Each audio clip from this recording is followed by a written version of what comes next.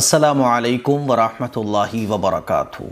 हलाल और हराम, the truth about YouTube earning, credit cards and LIC। एक सवाल, बड़ा अहम सवाल पूछा गया है कि यूट्यूब अर्निंग और क्रेडिट कार्ड और LIC, इसमें क्या हलाल है और क्या हराम है। यूट्यूब अर्निंग के बारे में तो बड़ा गलतफहमियाँ लोगों के बीच मशहूर हैं कि यूट्यूब अर्निंग जो है ना वो जायज़ नहीं है, हराम है। क्रेडिट कार्ड को लोग धड़ल्ले से इस्तेमाल करते हैं क्योंकि हमें ये नहीं पता कि क्रेडिट कार्ड किन लोगों के लिए इस्तेमाल करना जायज़ है और किन लोगों के लिए जायज़ नहीं है। LIC के बारे में जिसका जो मन आ रहा है वो कर रहा है।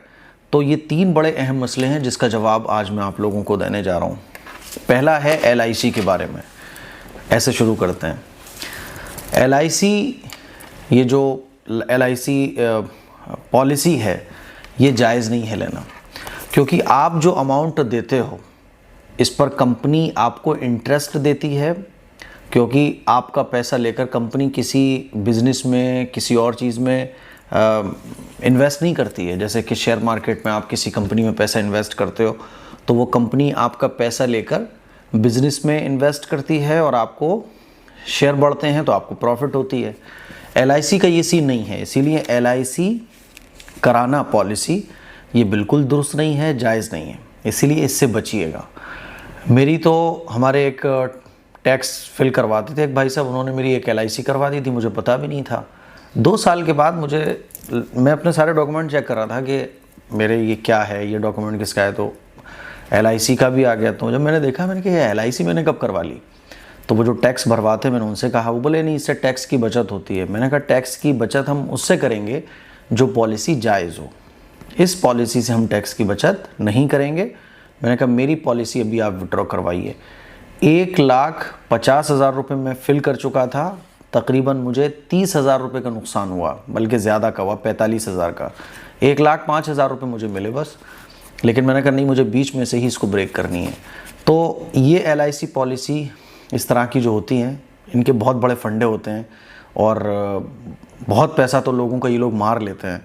जैसे कि मेरा 45,000 मार लिया, हालांकि भाई मैं जितने पैसे दे चुका हूँ मेरे उतने पैसे वापस करना चाहिए। तो LIC पॉलिसी करवाना ये बिल्कुल दुरुस्त नहीं है, ठीक है। अच्छा, इसमें मैं एक और ऐड कर देता हूँ, मेडिकल इंश्योरेंस।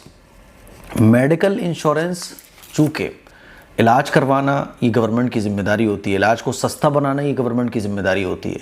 हम जिस मुल्क में रह रहे हैं वहाँ आप जानते हैं कि इलाज कितना महंगा है और इलाज के नाम पर एक आदमी कितना परेशान होता है।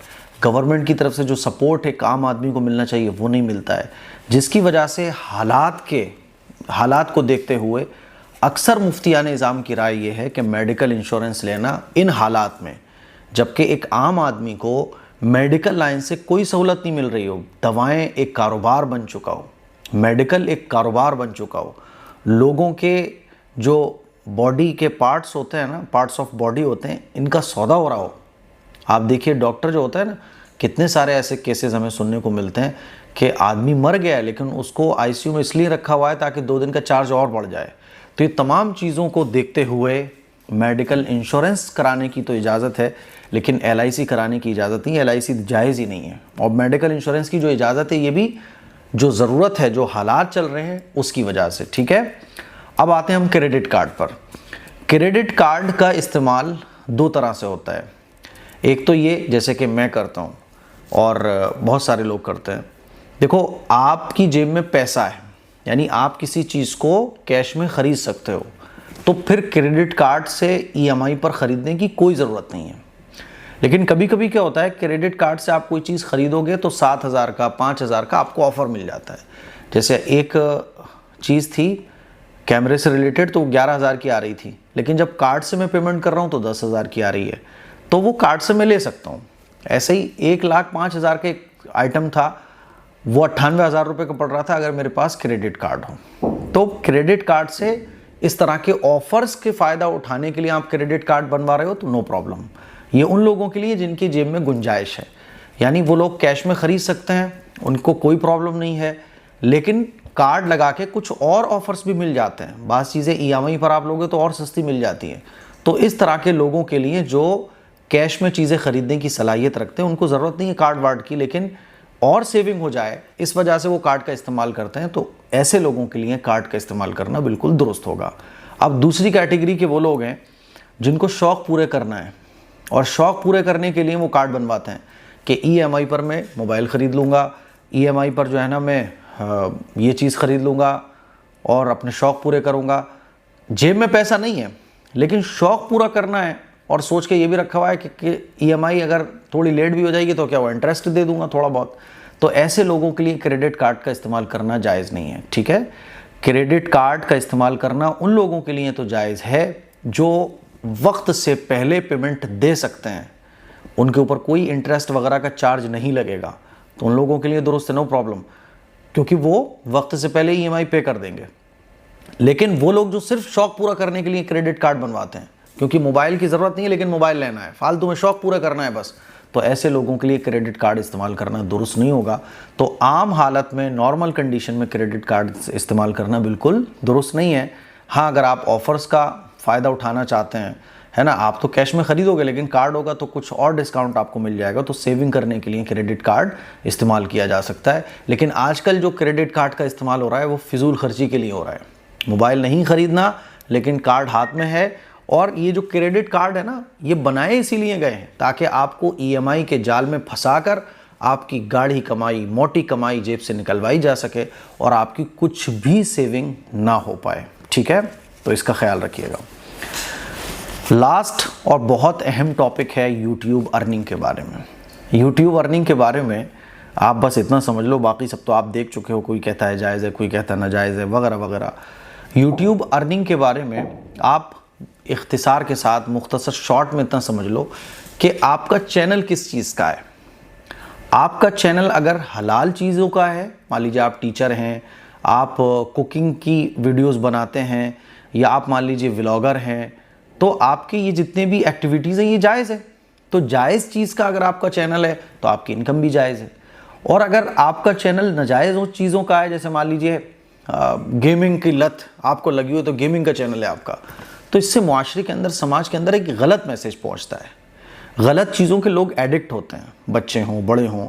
इसी तरह से आप डांस सिखाते हो, आप गाना गाते हो, आप जो है ना लड़कियों के साथ वीडियोस बनाते हो और बेहुदा प्रैंक करते हो, तो अगर नाजायज़ चीज़ का आपका चैनल है, गलत चीज़ें जिनसे मुआशरा बिगड़ता है, तो फिर ऐसी चीज़ का अगर आपका चैनल है तो फिर अर्निंग भी आपकी नाजायज़ होगी। अच्छा, बहुत सारे लोग ये कहते हैं कि YouTube चैनल से जो अर्निंग होती है वो ऐड के ज़रिए होती है, और ऐड में जो है ना लड़कियां भी आती हैं, और ऐड में जो है ना दूसरे तरह के ऐड भी आ जाते हैं, तो YouTube अर्निंग इस वजह से हराम होना चाहिए। तो मैं देखो आपसे एक सवाल पूछता हूँ, एंकर होता है ना, जर्नलिस्ट होता है, न्यूज़ रिपोर्टर अगर होता है, तो कोई अगर न्यूज़ रिपोर्टर हो वो आपकी दावत करे, या आपको मैं बताऊँगा फला न्यूज़ रिपोर्टर है, तो न्यूज़ रिपोर्टर की अर्निंग के बारे में क्या ख्याल है। एंकर जो होता है ना, तो आप बोलोगे यार एंकर है वो तो न्यूज़ सुनाते हैं, उनकी तो इनकम जायज़ होना चाहिए। लेकिन सवाल ये है कि उनको जो सैलरी मिलती है वो कहाँ से मिलती है।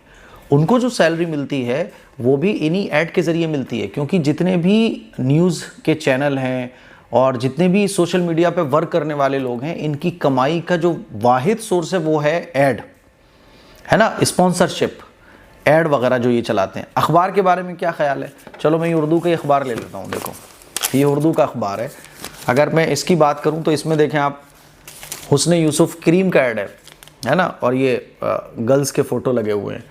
मैं अगर इस अखबार को खोलूं तो इस अखबार में ही न जाने कितने ऐड होंगे जिसमें लड़कियां होंगी, औरतें होंगी, मूवीज़ के ऐड भी आ जाएंगे। अब मुझे बताइए, ये जो अखबार आपको 5-6 रुपये का पड़ता है, इतना मोटा, इस अखबार की आमदनी क्या है, इनकम क्या है?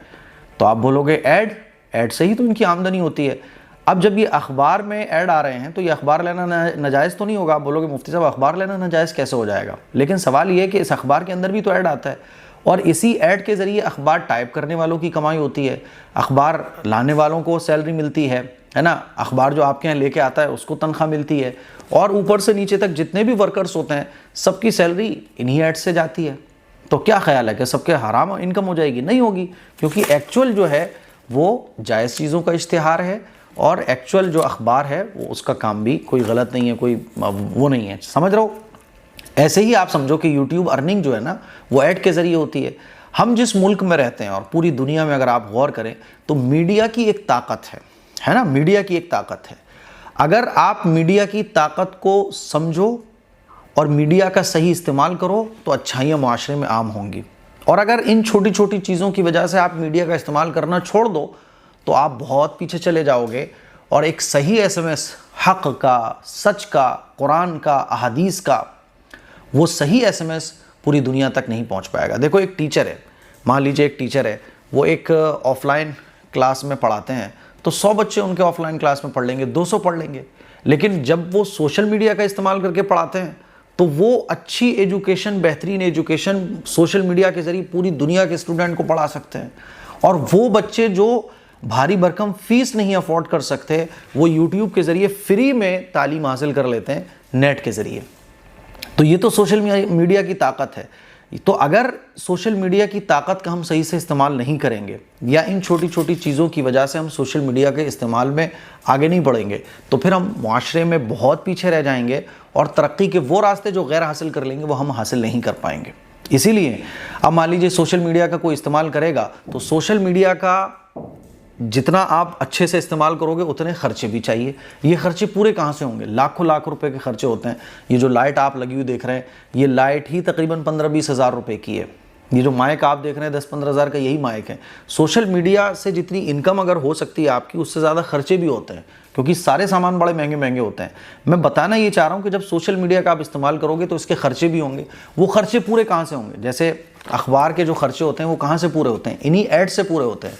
न्यूज़ रिपोर्टर जो एंकर होता है उसको जो सैलरी मिलती है, लाखों लाखों रुपए के, करोड़ों रुपए के इनके पैकेज होते हैं, ये सैलरी कहाँ से पे होती है? स्पॉन्सरशिप और कंपनीज के ऐड के जरिए पे होती है। तो यूट्यूब की अर्निंग के बारे में हम यूँ क्यों सोचते हैं कि यूट्यूब की अर्निंग हराम है? हराम नहीं है। आपका चैनल अगर जायज़ चीज़ों का है तो अर्निंग जायज़ है, और अगर आपका चैनल हराम चीज़ों का है तो आपकी अर्निंग हराम है। अब एक बात और समझो, यूट्यूब और सोशल मीडिया प्लेटफॉर्म का जो एल्गोरिदम है वो काम कैसे करता है। आपने देखा होगा कि कभी आप कोई शूज़ सर्च कर रहे हैं तो आपको अलग अलग कंपनीज़ के शूज़ शो होते हैं, है ना।